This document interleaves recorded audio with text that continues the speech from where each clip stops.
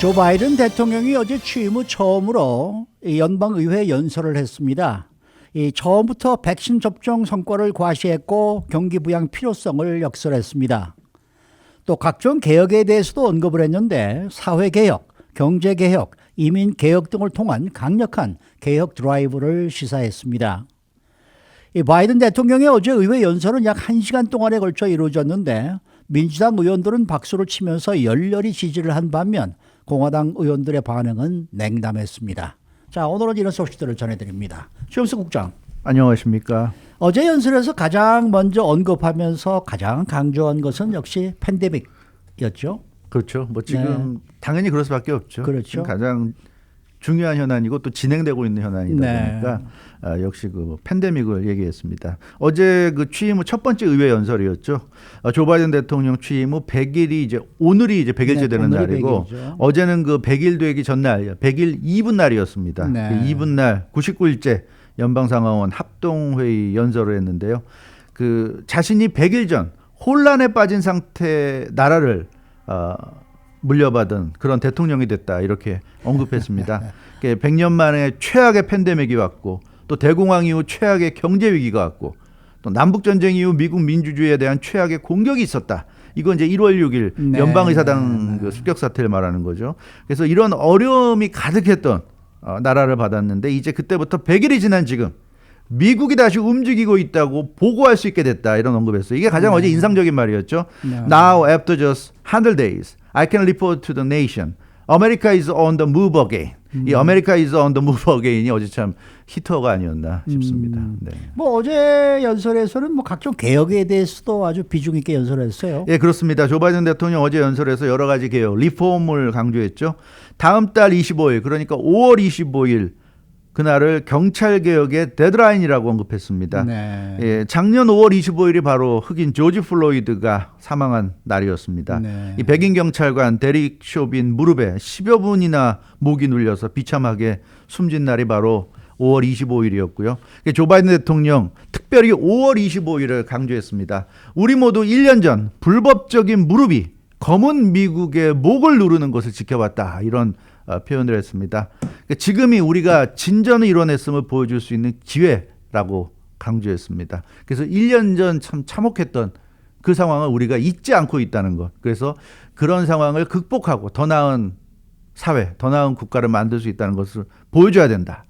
그래서 5월 25일까지는 폴리스 리폼, 경찰개혁을 반드시 이뤄내야 된다는 그런 말을 했고요. 또 조 바이든 대통령 총기 규제 강화개혁, 또 이민개혁, 이런 또 개혁의 필요성도 역설했습니다. 근데 이제 이 개혁들은 법으로 이제 만들어서 통과를 시켜야 되기 때문에 연방하원과 연방상원을 거쳐야 되는데 그렇죠. 특히 연방상원 같은 경우는 지금 50대 50이에요. 물론 그 캐스팅 보트를 쥐고 있는 그 상원 의장이 부통령, 카말라 해리스 부통령이어서 뭐 민주당이 우세하다고 할 수 있지만 워낙에 동수기 때문에 장담할 수 없는 상황이고 그렇죠. 민주당 의원들 중에도 지금 조 바이든 대통령이 추진하는 여러 가지 뭐 경기 부양이나 이런 개혁에 대해서 다 동의하는 건 아니란 말이에요. 그런 면에서 과연 조 바이든 대통령이 강력히 주장했던 이런 개혁, 리폼들이 이루어질 수 있을지는 또 두고 봐야 될 것 같습니다. 어제 가장 큰 관심의 대상은 역시 각종 부양 정책 내용이었어요. 예, 그렇습니다. 인프라스트럭처, 또 소셜 세이프티넷의 그 확충 필요성을 강조했습니다. 그래서 무려 4조 달러 규모의 부양안 또 필요하다는 것을 설명했는데요. 조 바이든 대통령이 사실은 뭐 어제 연설에서도 얘기했지만 그 전에 많은 전국의 또 도시들을 돌아다니면서 이런 얘기들을 했습니다. 근데 그 어제 좀 더 구체적인 얘기를 한 건데 인프라스트럭처 이 부양안과 관련해서는 2조 3천억 달러 규모로 추진될 것이라고 얘기했습니다. 구체적으로 아메리카 잡스 플랜이라고 얘기했죠. 그래서 미국의 잡을 만들어내는 그런 이제 플랜이라고 명명을 했어요. 인프라스트럭처 이런 그 시설들에 대한 그런 투자를 통해서 결국은 이제 잡을 만들어낼 수 있다 이런 점을 강조했는데 뭐 대표적으로 우리가 가장 먼저 떠오르는 게 전통적인 인프라스트럭처 뭐 도로라든가 교량 같은 거를 개보수하는 그런 전통적인 방식의 시설 지원 그리고 전신주로 뭐 업그레이드 한다든가 용수 시설 뭐 물과 관련된 그런 시설들을 개선하고 또 초고속 브로드밴드로 확장하고 지금 미국이 한국 비하면 굉장히 그 인터넷망이 아직도 좀 문제가 많이 있어요. 그래서 그렇죠. 브로드밴드 확장하는 이런 여러 가지 다양한 이런 그 인프라스트럭처 부양을 통해서 많은 잡을 창출해낼 수 있다 이런 얘기를 했고 어메리카 잡스 플랜에는 주택 공급, 건강보험, 교육 같은 문제까지 다 포함을 시켰습니다. 그래서 이게 굉장히 대대적으로 이루어지는 아주 대역사라는 것을 강조했고요. 조 바이든 대통령은 코로나19를 지금 성공적으로 극복하고 있지만 이게 완전히 우리가 완료하려면 성공적인 극복을 완료하려면 경기 부양, 사회 부양이 따라와야 된다. 그게 없이는 절대적으로 이 코로나19 극복할 수 없다. 네. 이걸 제대로 극복하려면 사회적 경제적 성공을 이뤄야 된다. 그런 차원에서 이 많은 이런 돈이 들어가는 부양이 필요하다는 것을 강조했습니다. 근데 이제 문제는 뭐 네. 공화당이죠. 뭐 네. 공화당이 지금 또 강력히 반대를 하고 있으니까 이게 과연 현실화될 수 있을지 이건 네, 미지수인데 미지수인데. 그래도 어제 바이든 대통령이 좀 타협 가능성을 조금 시사한 것 같아요. 네, 그렇죠. 뭐 천문학적인 규모의 돈 풀기에 공화당은 반대하고 있습니다. 일단 공화당이 좋아하는 것은 그 스몰 가버먼트잖아요. 그렇죠. 작은 정부예요. 그렇죠. 그러니까 정부가 되도록 역할을 안 할수록 좋다는 게 공화당의 생각이고 보수주의자들의 생각입니다. 근데 지금 조 바이든 대통령은 큰 정부에서도 뭐 어마어마하게 큰 정부예요. 지금 그렇죠. 정부의 역할을 점점 늘려가고 있어요. 이게 어떻게 보면 최신의 또 이론이라고 할 수도 있는데 지금 뭐 민간에만 맡겨두고 그냥 시장 논리에만 맡겨둬서는 작동하지 않는 것이 너무 많기 때문에 자본주의의 한계가 지금 나타나고 있어서 정부가 역할을 해야 된다는 게 어떻게 보면 가장 최신의 또 논리라고 할 수 있는데요. 그래서 아주 어마어마하게 지금 큰 정부를 운영하고 있기 때문에 공화당과 맞지 않고 있고 또 일부 민주당의 보수적인 의원들도 사실 여기에 그렇죠. 대해서는 반대를 하고 있어요. 맞습니다. 조 맨신 의원 같은 경우도 그렇고 너무 좀 큰 정부를 운영하려고 하는 건 아니냐. 그래서 조 바이든 대통령도 연방의회의 지지를 얻기 위해서는 타협을 해야 된다는 것을 좀 알고 있는 것 같아요. 공화당이 주장하는 건 오케이 필요하면 할 수는 있지만 규모를 줄여라죠. 이건 너무 말도 안 되는 거 아니냐. 정말 꼭 필요한 것만 해라. 이렇게 얘기하고 있는데 여기에 대해서 조 바이든 대통령도 대안이 있다면 제시해라. 이런 얘기를 어제 연설에서 했어요. 그러니까 네. 공화당한테 너네가 야당이라고 반대를 위한 반대하지 마라. 근데 대안이 있으면 제시해라. 얼마든지 듣겠다. 이런 얘기를 했고 아무것도 하지 않는 것은 옵션이 될 수 없다. 그러니까 아무것도 하지 말라. 반대를 위한 반대는 절대로 옵션이 아니다. 이런 얘기를 했어요. 그래서 공화당이 대안을 제시하고 대화를 한다면 얼마든지 자기도 거기 받아서 얘기를 하겠지만 그러나 아무것도 제시하지 않고 무조건 하지 마라고 한다면 그건 아니다. 근데 네. 이게 어떻게 보면 그 뭐 구체적인 거는 더 두고 봐야 되겠습니다만 제가 받은 느낌은 분명히 조 바이든 대통령도 자기가 생각하는 그대로 100% 연방의회에서 통과되지 않을 거라는 건 알고 있는 것 같아요. 그렇죠. 예, 그래서 타협은 하겠는데 네. 공화당도 좀 현실성이 있는 대안을 네. 제시해라. 내가 4조 달러, 3조 달러 필요하다고 하는데 너네가 몇 천억 달러 이렇게 얘기하면 그건 대안이 아니란 얘기죠. 하지 말란 얘기고 정말로 깎을 건 깎되 필요한 건 인정해주고 뭐 이런 대안을 제시하라는 거니까 과연 공화당이 얘기하는 대폭 삭감과 조 바이든 대통령이 생각하는 소폭 삭감 사이에서 어떤 좀 합의점이 나올는지 모르겠습니다. 근데 본인도 뭐 어제 얘기하는 거 보니까 굉장히 좀 자신감이 좀 있더라고요. 그렇죠. 뭐 네. 의회도 지금 저 여당이 지금 다수당이고 그러니까